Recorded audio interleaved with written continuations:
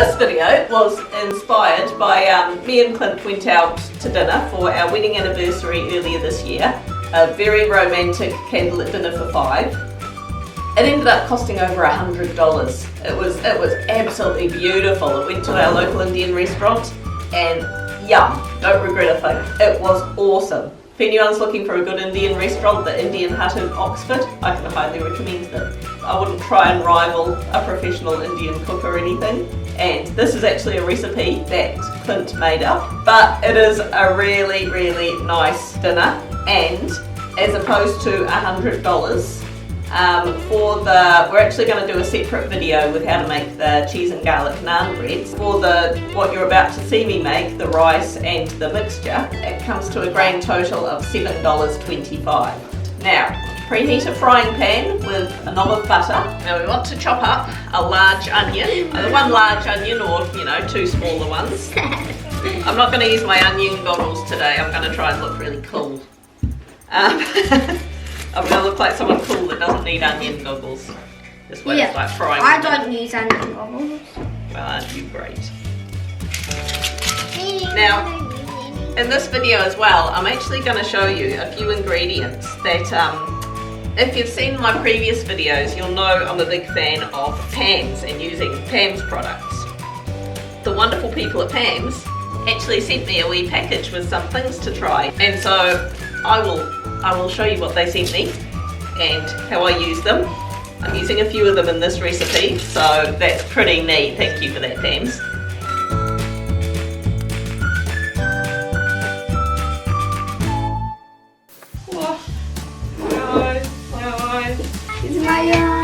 My eyes. Put the onion up in the butter. Now, want to get 2 beef stock cubes. Right. Now, I'm regretting the lack of onion goggles. I'm crying. I'm not. So, the OXO cubes, just crumble that in with the onion. Now I'm pretty sure OXO cubes actually do have, I don't think they are vegetarian, beef OXO cubes. So I don't think I can say this is a vegetarian recipe, I'm actually not certain. Now when it comes to curry, I've just got the Pam's hot curry powder. I will add 2 teaspoons of this, but the curry just do it to taste. I find 2 teaspoons is absolutely fine. It's, it's mildish, but it leaves a nice tingle. So I'd go for water. if you are adding any other kind of powdered spices, now is the time to do it. But I'm actually, because I'm adding liquid spice, which is one of the things that Pam's have sent me, I'm going to do it towards the end of the cook because that's what you meant to do with the liquid spice. So I will explain all shortly. Okay, so hang on guys, there still needs to be. You want to be adding any other kind of veggies. I'll find some nice green veggies goes well in here. Cauliflower is really good, it adds a nice bit of chunky stuff to it.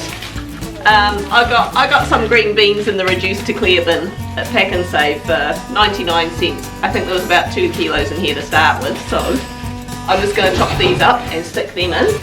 Because Aston asked so nicely, he gets to put the green beans in.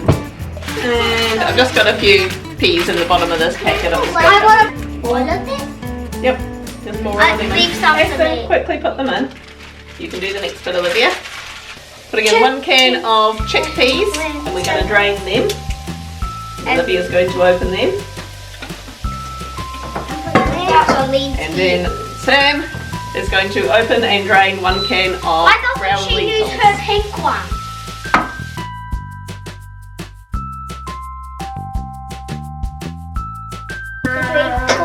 Yep, pour it all in there.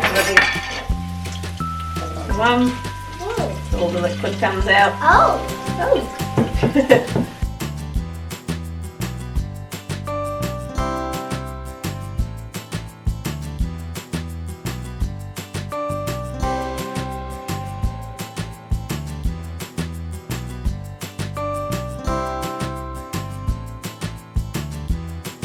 Something that people at Pam's sent me was some Pam's Organic Range chopped tomatoes. There we go. If you're looking for an organic option, there we go. Now these are $1.39 a can. So not as cheap as like the, you know, the value brand tomatoes, which are less than $1 a can. I think they're 65 cents. But yeah, if you're looking for an organic option, there you go.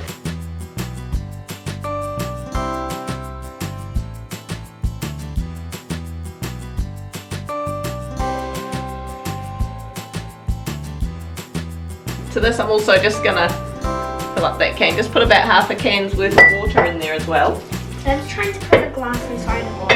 The other thing the people at Pams sent me was these from the Pams Finest range. Some liquid seasoning, garam masala and turmeric. Now I actually owe Pams an apology because I opened this packet and I immediately thought, oh, they're not a cheap option, are they? And I went and looked at them on the shelf and they're $5.49 each, and I thought, well, that's not really a great deal. However, it's actually really condensed. The flavours in this are amazing. One drop of this equates to 1/4 of a teaspoon of like this garam masala. One drop equates to 1/4 of a teaspoon, not in volume but flavour wise, and there's 180 drops in here of flavour, which actually comes to about 9 cents for 1 teaspoon's worth of flavour. Now the normal seasoning you'll get, that's about 10 cents for a teaspoon.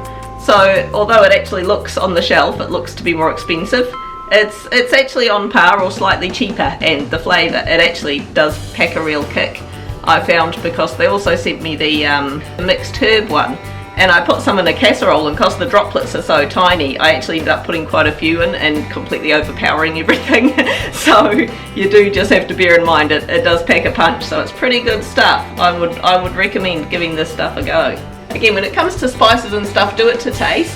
I add 3 drops of each of these, which equates to, of course, 3/4 of a teaspoon each. So, no, you don't taste it. So 3 drops of garam masala and another 3 drops, which of course equates to 3/4 of a teaspoon if you're using the powdered stuff, of turmeric. I'm always tempted to put more in, as I say, it looks like such an insignificant amount, but it actually really does pack a punch, so you know, give these a go, guys. You want to just get that to a simmer and just let that be simmering while you cook your rice. Now I have shown in another video, I have a bit of an unorthodox method when it comes to cooking rice, because of course the method for cooking rice, everyone will tell you, is low and slow. Yeah, I'm not quite that patient, so here's what I do. Now, I just use the value brand white rice. Normally I dispense this into a container, but I bought it the other day and I put it around to it. You don't necessarily need a cat. This is Freya. Hello, Freya. Exactly like Right. that. You have to have one. You want to add twice as much water as you are doing rice. I find about half a cup of rice per person is about right.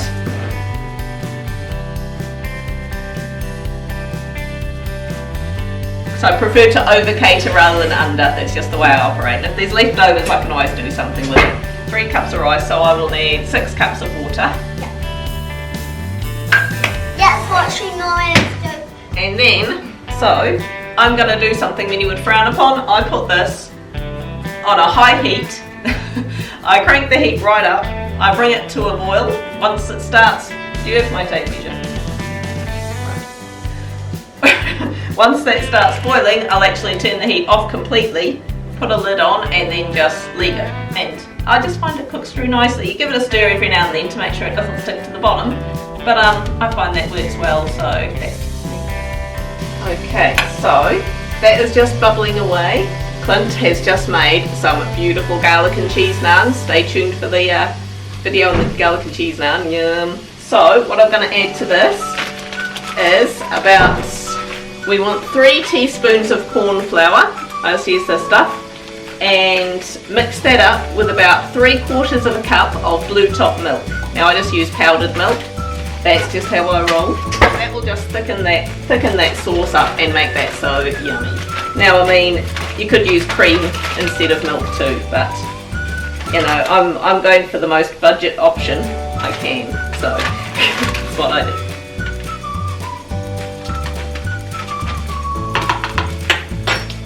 So I'll just fill that up to about 3/4 of a cup of milk.